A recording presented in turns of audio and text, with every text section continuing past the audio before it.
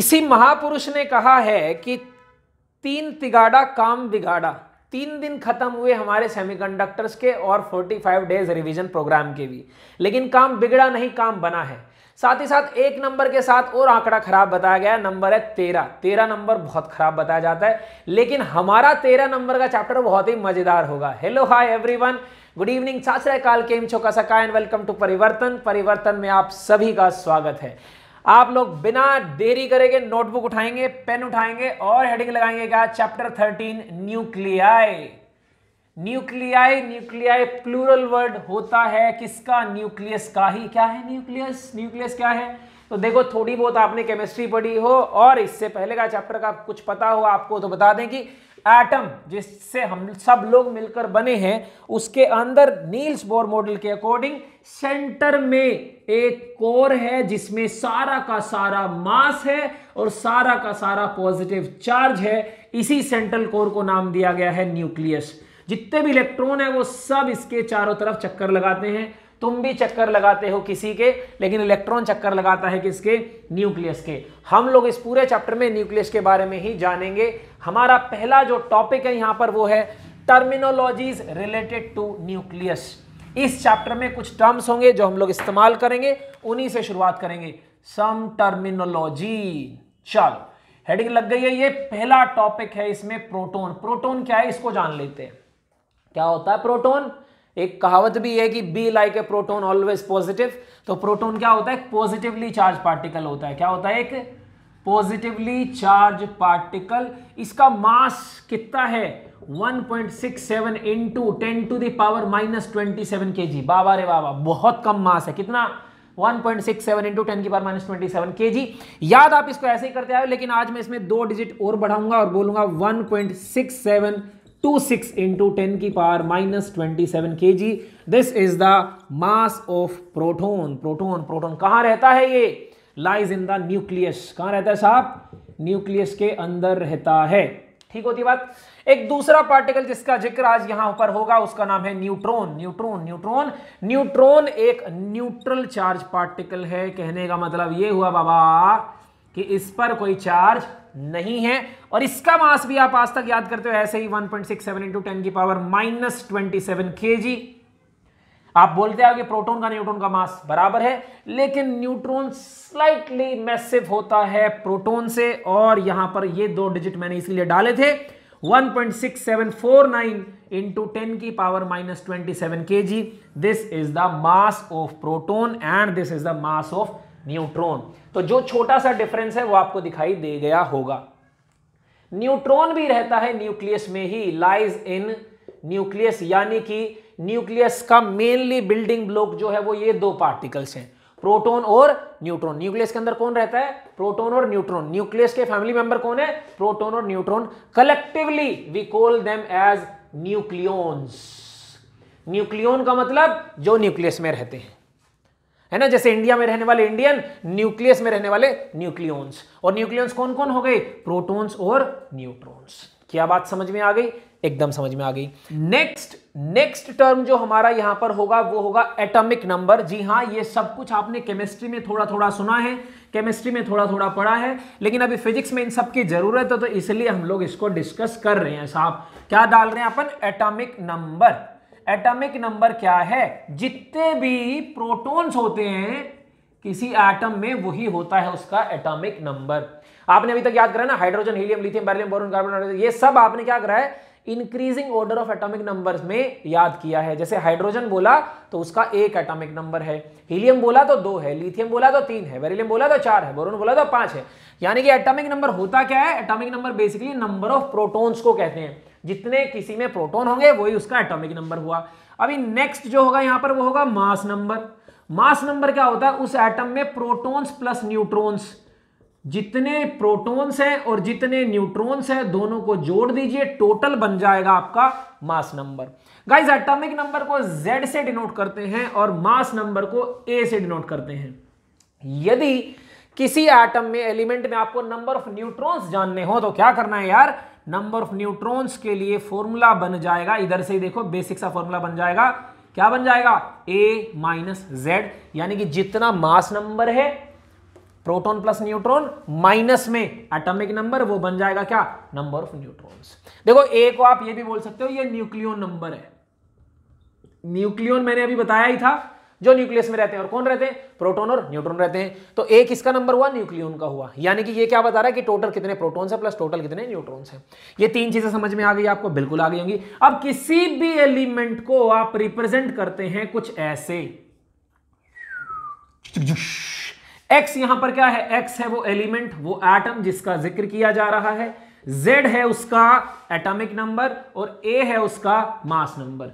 Z बता रहा है कि उसमें कितने प्रोटॉन्स हैं और A बता रहा है कि उसमें कितने न्यूक्लियॉन्स हैं। एग्जांपल ले लो, एग्जांपल ले लो, C612, 6 इसका क्या हुआ, एटॉमिक नंबर यानी कि नंबर ऑफ प्रोटॉन्स, और 12 उसका क्या हुआ, मास नंबर यानी कि नंबर ऑफ न्यूक्लियॉन्स। इसमें नंबर ऑफ न्यूट्रॉन कितने हुए, तो 12 माइनस 6, यानी कि इसके पास प्रोटॉन भी कितने हैं, 6, न्यूट्रॉन भी कितने हैं, 6। अब जरूरी नहीं है कि ये लेफ्ट में लिखो, आप चाहो तो राइट में लिख देना, राइट में Z नीचे A ऊपर, आपका दिल करे तो ऐसे लिख देना, आपका दिल करे तो ऐसे लिख देना। कुल मिलाकर मास ऊपर जाएगा और एटॉमिक नंबर नीचे आएगा। राइट में लिखो लेफ्ट में लिखो, कोई फर्क नहीं पैंदा। चलो ये बात समझ में आ गई, एटॉमिक नंबर क्लियर हुआ, मास नंबर क्लियर हुआ, नंबर ऑफ न्यूट्रॉन समझ में आ गया, किसी भी एलिमेंट को कैसे रिप्रेजेंट करेंगे ये भी समझ में आ गया। अगले टर्म्स जो हमें यहां पर सीखने हैं, ये 3 हुआ, ये 4 हुआ, ये 5 हुआ। अगले टर्म होंगे आइसोटोप्स, आइसोबार्स, आइसोटोन्स। हेडिंग लगाओ जाकी भी, आइसोटोप्स, आइसोबार्स, आइसोटोन्स। ऐसा नहीं लग रहा जैसे केमिस्ट्री चल रही हो। है भैया, सब कुछ तो समाया है ना, मैं ही ब्रह्म, मैं ही विष्णु, मैं ही महेश कहलाया हूं, मेरा नाम फिजिक्स है। चलो देखो क्या देख रहे हैं अपन, आइसोटॉप्स, आइसोबार्स, आइसोटोन्स, आइसोटॉप्स। सबसे पहले इसको समझते हैं। आइसोटॉप्स उन एलिमेंट्स को बोलते हैं जिनका एटॉमिक नंबर क्या हो, सेम हो, same atomic number, but mass number जो होगा बेटे वो डिफरेंट होगा। इसमें एटॉमिक नंबर क्या होगा, सेम होगा, मास नंबर क्या होगा, डिफरेंट होगा। एग्जांपल ले लो, एग्जांपल ले लो, एग्जांपल ले लिया मैंने, जैसे हाइड्रोजन के ये 3 आइसोटॉप्स दिखा रहा हूं मैं आपको। वाह वाह वाह वाह वाह, ये देखो जिसका मास नंबर 1 है, मास नंबर 2 है, मास नंबर 3 है, लेकिन एटॉमिक नंबर सबका 1 1 1 1। और ले लो एग्जांपल, और ले लो, एग्जांपल की चिंता मत करो, एग्जांपल बहुत ले लो। ये ले लो, कार्बन 6 12, कार्बन 6 14, 6 6 12 14, बहुत बढ़िया। हीलियम ले लो, हीलियम ले लो, हीलियम 2 3, हीलियम 2 4। पता नहीं तुम्हें वीडियो में दिखाई दे रहा है कि नहीं, उम्मीद करता हूं दिखाई दे रहा है। Helium 2 3, helium 2 4। बोलोगे दिक्कत, नो दिक्कत। चलो आइसोबार्स में आ जाओ। जाको उल्टा है गो साहब, का है इसमें, सेम मास नंबर है, क्या है, same mass number but different atomic number, यानी कि आइसोटॉप्स का उल्टा हुआ। एग्जांपल एग्जांपल एग्जांपल देखो, एक एग्जांपल तो यही है, क्या बना, H13, क्या बना, He23, दोनों में 3 3, क्या 3 क्या है दोनों में, मास नंबर, 3 क्या दोनों में, मास नंबर, और 1 और 2 एटॉमिक नंबर दोनों में डिफरेंट है। तो ये क्या बन गया, ये आइसोबार बन गया। क्या बन गया, आइसोबार बन गया। क्लियर होती है बात, क्लियर होती है बात, बिल्कुल क्लियर होती है। आ जाओ आइसोटोन्स के एग्जांपल ले लो, किसके ले लो, आइसोटोन्स। आइसोटोन्स में सेम नंबर ऑफ न्यूट्रॉन्स होते हैं, आइसोटोन्स में सेम नंबर ऑफ न्यूट्रॉन्स होते हैं। एग्जांपल एग्जांपल ले लो, एग्जांपल एग्जांपल एग्जांपल एग्जांपल मैंने लिया, सल्फर ले लिया, सल्फर सल्फर सल्फर 16 36 ये, और एक पोटेशियम ले लिया 939। इसमें देखो 36 माइनस 16, नंबर ऑफ न्यूट्रॉन्स कितने बने, 20। इसमें देखो 39 माइनस 19, नंबर ऑफ न्यूट्रॉन कितने बने, 20। तो दोनों में नंबर ऑफ न्यूट्रॉन कितने, 20। तो ये क्या कहलाएंगे, आइसोटोन्स। ये जो बेसिक टर्मिनोलॉजी थी इस चैप्टर की समाप्त। क्या देख लिया, प्रोटॉन क्या, न्यूट्रॉन क्या, न्यूक्लियन क्या, फिर उसके बाद एटॉमिक नंबर क्या होता है, मास नंबर क्या होता है, नंबर ऑफ न्यूट्रॉन्स कैसे निकाले जाते हैं, किसी एलिमेंट को कैसे रिप्रेजेंट करते हो, फिर आइसोटॉप्स क्या होता है, आइसोबार्स क्या होता है, आइसोटोन्स क्या होते हैं। अब आ जाओ न्यूक्लियस की थोड़ी बात करेंगे और बात करेंगे एटॉमिक मास की। आओ नेक्स्ट टॉपिक है अपना atomic mass unit. Atomic mass unit, यार मास को नापने की एक नई यूनिट इंट्रोड्यूस कर रहे हैं, और क्यों कर रहे हैं। पहला सवाल ये कि देखो जैसे आप मास देखो तो आपका 10⁻⁻27 किलो में चल रहा है। हमने एक प्रोटॉन का निकाला, एक न्यूट्रॉन का निकाला, हाइड्रोजन एटम का मास देखोगे वो 10⁻⁻27 में जाएगा। कार्बन का निकालोगे 10⁻⁻26 किलो में जाएगा। तो देखो इतना छोटा छोटा मास है तो ये 10⁻27 10⁻26 इन सब में घूमने का क्या मतलब है। इससे बेटर है कोई एक और यूनिट ही बना लो ना। तो क्या किया, यहां पर एक नई यूनिट इंट्रोड्यूस करी है इन जैसे पार्टिकल्स के साथ डील करने के लिए। उस नई यूनिट का नाम है atomic mass unit, AMU, atomic mass unit. और कोई भी यूनिट के स्टैंडर्ड्स होते हैं कि भाई कितने किलो के बराबर ये एक AMU है। तो बेसिकली ये बराबर होता है 1/12 ऑफ C12 एटम, यानी कि इस कार्बन 12 वाला जो एटम है उसका मास ले लो, ठीक है, उसको 12 से डिवाइड कर दो तो आपके पास एक न्यूक्लियन का मास आ जाएगा। उस एक न्यूक्लियन के मास को आप क्या बोल रहे हो, 1 AMU बोल रहे हो। बड़ा सवाल, वाई C12, इसी को क्यों चुना? और भी हमारे पास 110-20 एलिमेंट्स हैं, उनमें से कार्बन को क्यों चुना? क्योंकि कार्बन सबसे ज्यादा अवेलेबल है हमारे पास, एबंडेंसी है इसकी हमारे पास। तो हम लोग जब एक न्यूक्लियन का यहां से मास निकालेंगे तो वो ज्यादा सटीक पड़ेगा किसी और एलिमेंट में अप्लाई करने के लिए। तो अपन ने क्या करा, C12 एटम का मास लिया और उसको 12 से डिवाइड कर दिया तो हमारे पास एक AMU की वैल्यू आ गई। कितनी आ गई, 1.66 इंटू 10⁻⁻27 kg। ये मैं थोड़ी सी शॉर्ट में बता दे रहा हूं, मैं चाहूंगा तो यहां पर 2 डिजिट और एक्स्ट्रा डाल दूंगा, कोई दिक्कत नहीं है। तो C12 एटम का mass divided by 12, this will be the value of 1 AMU। आज से 1 AMU आपकी एक नई यूनिट है जो कि इतने किलो के बराबर है। यदि ये आपको बात समझ में आ गई हो तो फिर जो प्रोटॉन का मास है 1.6726 इंटू 10⁻⁻27 kg, जो न्यूट्रॉन का मास है 1.6749 इंटू 10⁻⁻27 kg, या जो हाइड्रोजन का मास है 1.66 इंटू 10⁻⁻27 kg, या फिर जो इलेक्ट्रॉन का मास है 9.1 इंटू 10⁻31 kg, इस सब को AMU में बदला जा सकता है। ये सब AMU में बन जाएगा। कितना बन जाएगा मैं इधर ही लिखते चलता हूं, जरा देखिएगा ध्यान से। ये मैंने यहां से उठा लिया, ये इधर बना, हाँ, तो ये आपका केजी में बन जाएगा 1.0073 AMU। ये आपका बन जाएगा 1.0086 AMU। आइडिया लग गया आपको कि इतना किलो इतने AMU के बराबर है। ये जैसे अभी इलेक्ट्रॉन का ले लो तो ये बन जाएगा 0.0005 AMU। ऐसे हाइड्रोजन का आप निकाल सकते हो, हाइड्रोजन का बन जाएगा 1.0078 AMU। ये सारी वैल्यूज आप ना भी याद करोगे तो भी चल जाएगा क्योंकि सब वैल्यूज आपको पेपर में दी हुई होती हैं। बट ऐसा बीइंग अ गुड स्टूडेंट तो आप इसको दिमाग में रख लोगे तो ज्यादा बढ़िया रहेगा। तो अभी मेन बात समझना, ये इतने किलो को अब से आप 1.0073 AMU लिख सकते हो, इतने किलो को आप 1.0086 AMU लिख सकते हो, और इतने किलो को इलेक्ट्रॉन का जो है ये 0.0005 AMU आ गया। आज आपको एक छोटी सी बात बताने जा रहा हूं मैं, जो क्लास 8th 9th में आप पढ़ते आए थे, 12th के साथ उसका क्या रिलेशन है। जैसे मैंने लिखा कार्बन 612, 9th 10th में आपको बता रहे थे कि 12 क्या है, इसका मास है, और आज 12th में बता रहे हैं कि मास नहीं है, ये मास नंबर है। तो इसको मास इसीलिए बोला जाता है, ध्यान दीजिएगा, इसको मास इसीलिए बोला जाता है क्योंकि 12 यदि न्यूक्लियॉन्स हो गई, एक न्यूक्लियॉन का मोटे मोटे तौर पर कितना मास बना AMU में, 1 ही बना। देखो आप 1.00 समथिंग, 1.00 समथिंग, तो एक AMU ही बना लगभग एक न्यूक्लियॉन का मास। तो 12 न्यूक्लियॉन का मास लगभग अराउंड 12 AMU बना। तो ये 12 AMU जो लिखा हुआ है ये AMU में मास भी है और ये बेसिकली मास नंबर भी है कि कितने न्यूक्लियॉन्स हैं यहां हमारे पास। आई गेस ये बात समझ में आ रही होगी। कहने का मतलब है यदि मैं बोल रहा हूं कि हाइड्रोजन 1 ये 1 जो है 1 AMU लगभग हाइड्रोजन का, प्रोटॉन का क्या है, मास है।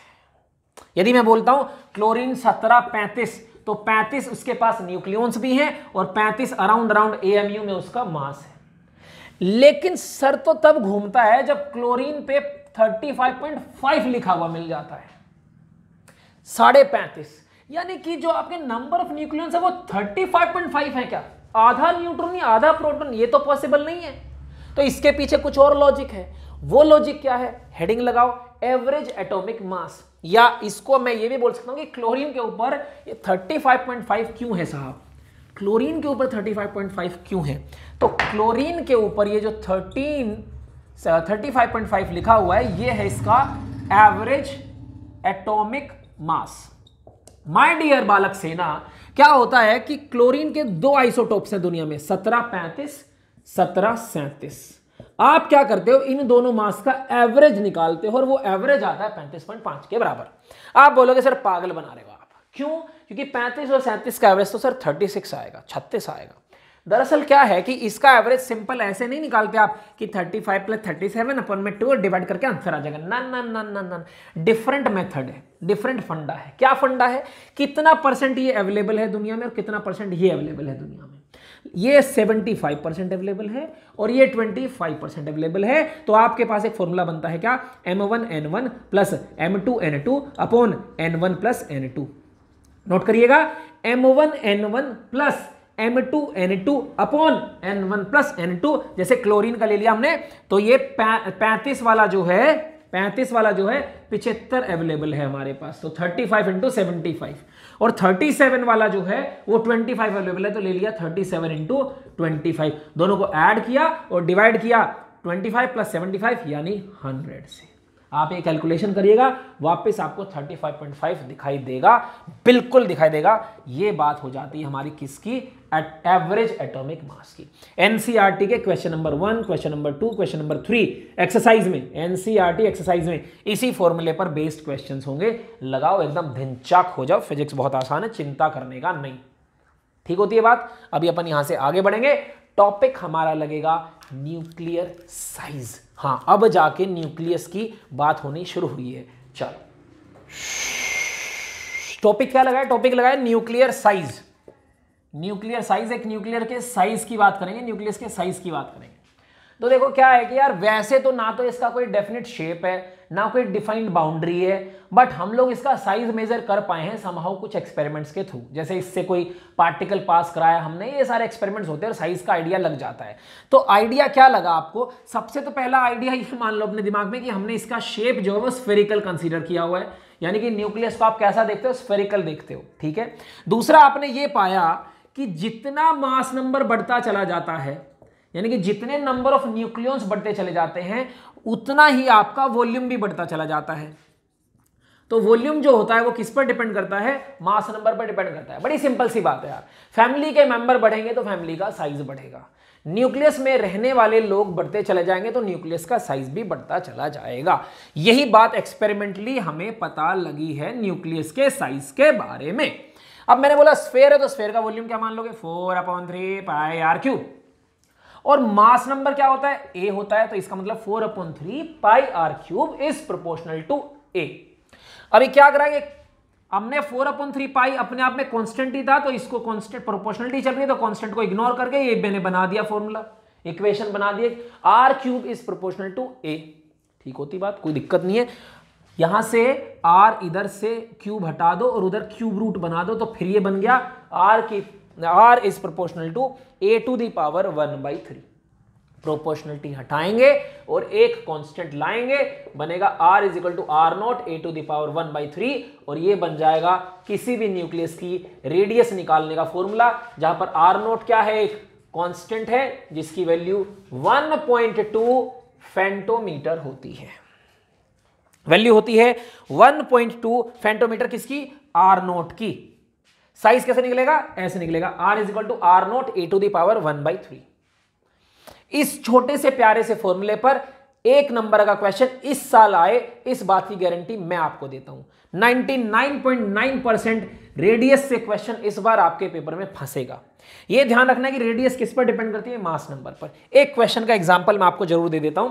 यदि रिवीजन चल रहा है तो क्या हुआ, क्वेश्चन तो हम लोग लगा ही सकते हैं, तो मैं इधर ही करा देता हूं, बोर्ड पर जगह है हमारे पास। देखिए, आपको एक न्यूक्लियस है, उसकी कॉन्फ़िगरेशन दे रखी है, एक एटम की कॉन्फ़िगरेशन दे रखी है 125, और यहां पर कुछ दे रखा है उसका Z। कोई दूसरा एटम है, एलिमेंट है, उसकी कॉन्फ़िगरेशन दे रखी है, यहां पर कोई एटॉमिक नंबर उसका Z, और इसकी कॉन्फ़िगरेशन मास जो है उसका दे रखा है मान लो 27। आपको बोल रहे हैं क्या कि इसकी रेडियस जो है मान के चलिए, इसकी रेडियस जो है मान के चलिए वो 2 मीटर है। मीटर तो बहुत ज़्यादा हो गई, कितनी है? 2 फेंटोमीटर है। कितनी है? 2 फेंटोमीटर। आपको इसकी रेडियस निकालनी है, तो देखना बेसिक सा तरीका देखना कैसे निकलती है। ये आपने इसी फॉर्मूले पर एक की रेडियस निकाली r0 a⁻1/3, दूसरे की निकाली r2 = r0 a⁻1/3, आप इन दोनों को डिवाइड कर दीजिए, आपके पास एक बड़ा इंपॉर्टेंट फॉर्मूला आ रहा है, देखो जरा, R1 upon R2 is equal to, R0 से R0 खत्म हो जाएगा, A1 बाई A2 की पावर 1/3। अब देखो इस क्वेश्चन को, अब देखो ध्यान से देखना, R1 तुम्हें मान लो, इसी को तुम R1 मान रहे हो, ठीक है, तो ये कितना दे दिया तुम्हें, 2 फेंटोमीटर। R2 तुम्हें निकालना है, तो ये चलो तुम्हारा हो गया R2। A1 तुम्हारा हो गया 27, ध्यान से देखते रहना 27। A2 तुम्हारा हो गया 125, ये हो गया 125 की पावर 1/3, यानी कि आप इसका कर रहे हो क्यूब रूट। क्या बात समझ में आ गई? मोस्ट प्रोबेबली आ गई। अभी तो क्या बचा देखो, क्यूब रूट करोगे तो 27 का 3 आ जाएगा, 125 का 5 आ जाएगा, और ये ऊपर 2 फेंटोमीटर है, ये आंसर फटाक से आएगा। यहां लिख देता हूं R2 is equal to 5/3 into 2 femtometre, answer बन जाएगा। और इस पर क्वेश्चन आए, इसकी मेरे को तो गट फीलिंग है, बाकी आप लोग अपना खुद समझदार हो कैसे करना है। न्यूक्लियर साइज क्लियर हो गया। न्यूक्लियर साइज यदि क्लियर हो गया हो तो मैं बढ़ूंगा अगले टॉपिक पर, न्यूक्लियर डेंसिटी। वापस देख लेना, यही फॉर्मूला है जो सारा खेल खिलाता है, R is equal to R0 A to the power 1/3। Topic nuclear density, आज की क्लास का डे 4 का last topic, nuclear density. Nuclear density, density का फॉर्मूला आज तक बच्चों आपने सीखा है, मास अपॉन वॉल्यूम। मैं भी कुछ नया नहीं बताऊंगा, यही फॉर्मूला लगाऊंगा, मास अपॉन वॉल्यूम। जिस एलिमेंट की मैं बात कर रहा हूं, मान के चलिए उसके पास नंबर ऑफ न्यूक्लियॉन्स है A, ठीक है, एटॉमिक नंबर Z है ये, चलो, और मैं मानता हूं कि लेट मास ऑफ 1 न्यूक्लियॉन, एक न्यूक्लियॉन का मास है स्मॉल m, एक न्यूक्लियॉन का मास है स्मॉल m, तो टोटल मास कितना हुआ न्यूक्लियाइड का, टोटल मास हुआ m इंटू a। भाई एक का है m तो 2 का होगा 2m, 3 का होगा 3m, तो a का कितना होगा am। अभी अपने को डेंसिटी निकालनी है, तो मैंने फिर मास की जगह पर क्या लिख देना है, स्मॉल m, और वॉल्यूम की जगह क्या लिख देना है, 4/3 पाई r क्यूब। r क्या है, रेडियस। अभी आपने फॉर्मूला सीखा था रेडियस का, वो फॉर्मूला यहां पर अप्लाई कर दो, r की जगह पर लिख दो R0 A to the power 1/3 की पावर 3। ठीक है। देखो सिंपल, बहुत आसानी से देखना है। यहां पर डेंसिटी इज इक्वल टू बनेगा MA, 3 भी ऊपर ले आओ, नीचे बनेगा 4 पाई R0 का क्यूब इंटू A की पावर 1/3 की पावर 3, खत्म। A से A भाग, चाकू घोसा मार दिया, खत्म। अभी ऊपर जो आपके पास बचा, इसको अलग से लिख दूं मैं, 3m/4 पाई R0 क्यूब। ये सब कुछ कांस्टेंट है, ये मास ऑफ द न्यूक्लियन, एक न्यूक्लियन का मास कांस्टेंट है, R0 कांस्टेंट है, ये सारी वैल्यू कांस्टेंट है। इसका मतलब डेंसिटी ना तो किसी के रेडियस पर डिपेंड कर रही, किसकी क्या रेडियस है, और ना ही इस बात पर डिपेंड कर रही कि उसके पास नंबर ऑफ न्यूक्लियॉन्स कितने हैं।